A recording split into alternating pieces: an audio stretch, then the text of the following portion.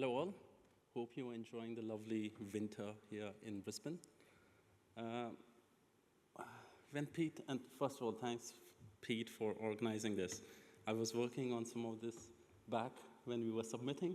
I'm like, this is perfect. I'm going to write this thing, present some of the work, but as usual, in the 6 months, I haven't done that. So I will end up presenting some of my old work, which is methods heavy, and at least will give you some of the methodological flavor to analyze some of the movie data. Right, so most of my work has been in emotions. And when I think of emotions, rather than the older paradigms where they've just taken very simplistic and abstract stimuli of just faces, which taps into just most of the emotion identification, movies kind of tap into the whole aspect of emotions, where you have the cognitive aspect, the physiological aspect, which is all the body signals, the heart rate, skin conductance, and the behavioral aspects, such as the facial expressions, which holistically all combines to give coherent emotional experience. Now, some of the symptoms that we see in the clinics are the somatic symptoms. People with anxiety having an increased heart rate, a pounding heart rate, increased breathing. In depression, you get a lack of heart rate variability, so less changes, and facial expressions. So the movies seem to be the perfect platform that can be tapped to in the clinical settings. One of the advantages of the movies is also the rich, complex, multimodal stimuli and the properties and features that it provides. So for example, a lot of the salience properties, where you are looking into frame by frame, the narrative buildup of the complex characters, the sound properties and the tension in the movie, which keeps on increasing or decreasing, which is very neatly manipulated by the director. And this all leads to your autonomic system responding and adapting to it. I'm going to present two studies. First of it will be just focusing on the peripheral physiological measures, because I want to drive the point how important these peripheral physiological measures are and various ways to analyze it. And the second study will be some of the brain-body interactions. So traditionally with the peripheral physiological measures, we have used heart rate and skin conductance. Some of my work in my PhD used a novel technique, which is the thermal facial imaging camera. So it's a contactless measure of trying to get some responses of the face, because while you're responding with your emotions, there's changes in blood flow. For example, blushing, pale with fear. And this camera taps into the infrared imaging, so captures the temperature changes, which we can quantify and analyze. So I used a movie watching paradigm. This was a 20-minute movie, which we've used a lot from our lab. And I used the facial recordings and used a spatial ICA. So you just take the faces, just do the motion correction with optical flow, enhance the contrast, and then put in ICA and get some of these components. So on the right, what you're seeing are some of the components that you come up with. So example, the nose component comes up pretty consistently in all the subjects. So does the cheek components, and then the respiratory component, which is the breathing from the nose.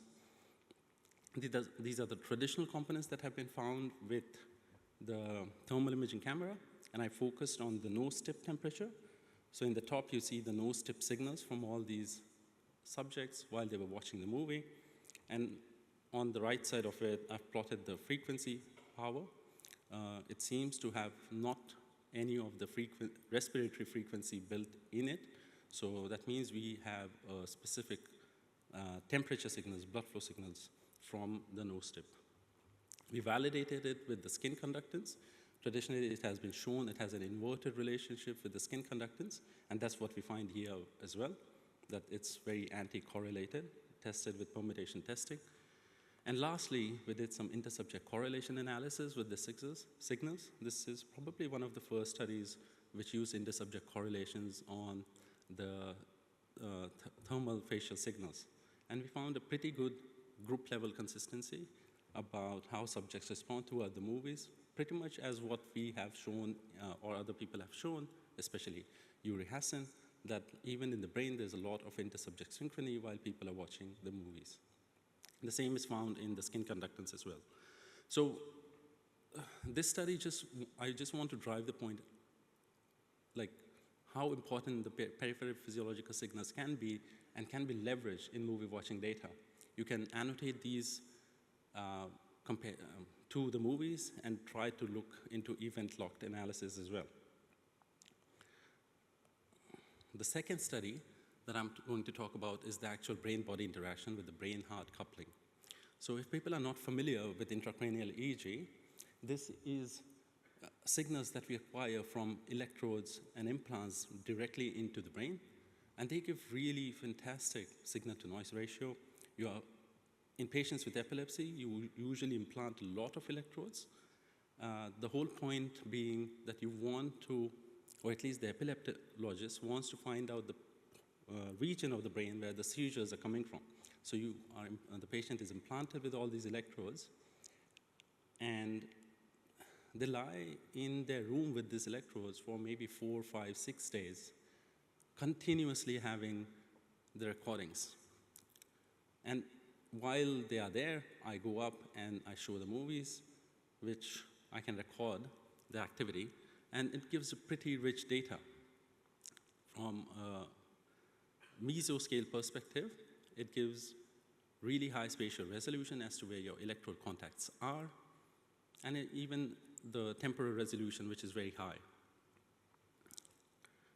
And it sets up very nicely for all these dynamics that can be tested with such rich data. So in this study, what we were looking for, that we had implants in patients with anterior insula and anterior cingulate. These are regions which have been known a lot responding in autonomic responses, in emotion responding as well. So we had a lot of contacts in the anterior insula and the anterior cingulate.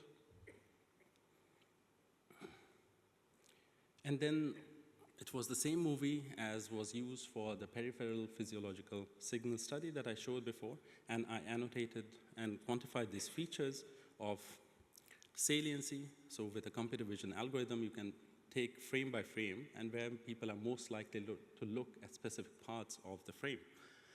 Then there's the audio properties, the luminance properties, and the emotion score. So there's a lot of emotion facial expression scoring nowadays. Back in the day, there were a few. The one that I used was the Microsoft API. It takes into frames, and each face in the frame will get an emotional score of all the happy, anger, disgust, contempt, fear, a score on a scale of 0 to 1 for these. And you can sum them up to find a summed up score for a frame-by-frame basis. But this gives you a nice temporal window of the whole feature, of the whole movie that you can analyze your data with. And of course, I had the heart rate signals as well along with this. One of the things with movies and that advantage it gives is the dynamic connectivity that you can map into. Because obviously movies change a lot from frame to frame, from narratives. And this is what we wanted to tap into. Take the temporal dynamics and do some effective connectivity modeling. For effective connectivity, we use the dynamic causal modeling. It is a very neurophysiologically motivated model, operates at the hidden interactions, and especially with the intracranial recordings, the LFPs, they lend themselves to such detailed modeling, and you can use some really complicated, sophisticated biophysical models, such as here that I'm showing, the canonical microcircuit model with various layered population of the various neurons. And as a feature in the forward model of this DCM, it's the power that you are actually modeling into your, of the data. So with these two structures that I had, the anterior cingulate and the anterior insula, you can build this deep biophysical models. So you have a lot of connections, the feed-forward connections and the feedback connections. This is one set of populations, so all the connections from the anterior insula, anterior cingulate, and anterior insula. And then you have the other similar way of the feedback and the feed-forward from the other regions, from the insula to cingulate. Now, obviously, there's a lot of connections here, so you want to control and find the best connections which are stable throughout your movie and within subjects. For this, I use something called as a parametric empirical Bayes, and the way I think about it, it is just a fancy ANCOVA. So you are just trying to get the covariance along the different subjects as well as different windows to get the best parameters and the best connectivity in these models. The other interesting thing is also that I use some basis functions, because you can imagine that the neuronal signals will not be constant, they'll be fluctuating throughout the movie. So with these sets of basis functions, it gives the various combinations of how the connectivity parameters can change throughout the movie.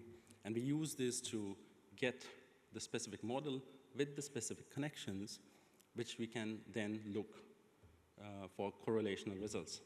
So this is just a way to get all the connections in these biophysical models, which are consistent between subjects, between windows. And once we have gotten that, you can do something very simple on a group level, some correlational results. Now, I know the figure on the left looks a bit dense. It is just all the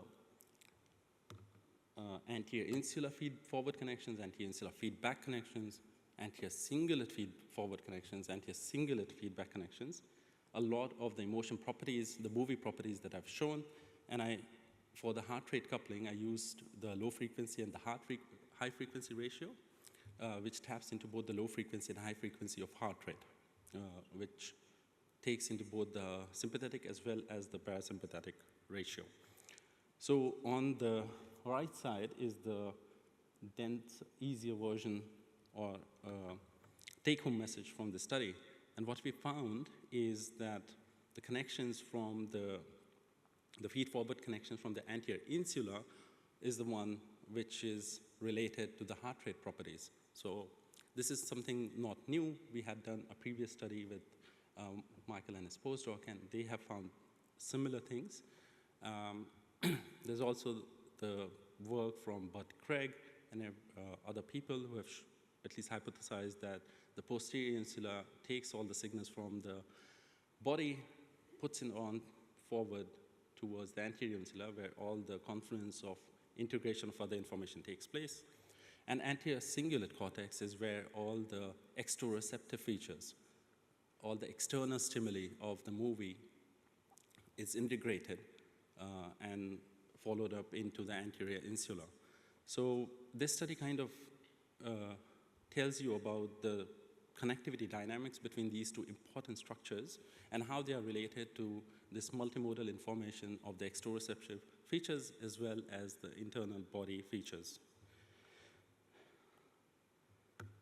I also have a poster which integrates both the intracranial EEG and fMRI for a dynamic connectivity analysis. If you are interested, it's the same movie that I've used even in this poster. So if you're interested in this, please come to my poster that's on 27th of Friday.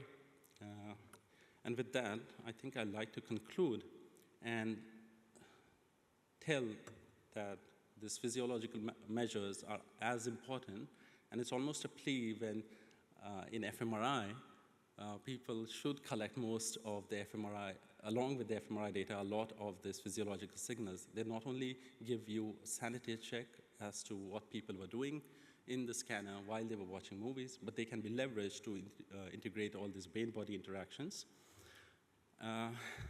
With that, I think I'll just thank you for listening.